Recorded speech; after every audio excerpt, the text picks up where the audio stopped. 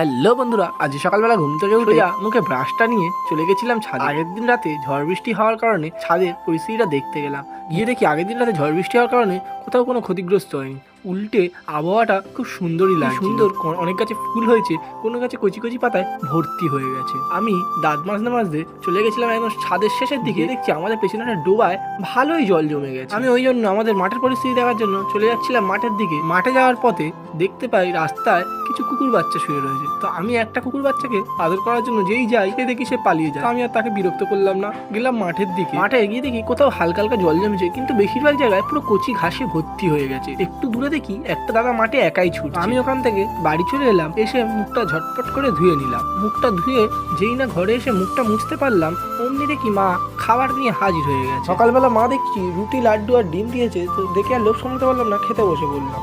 তোমাদের যদি ভিডিওটা ভালো লাগে অবশ্যই লাইক করে দিও, আর এরকম ভিডিও দেখার জন্য চ্যানেলটাকে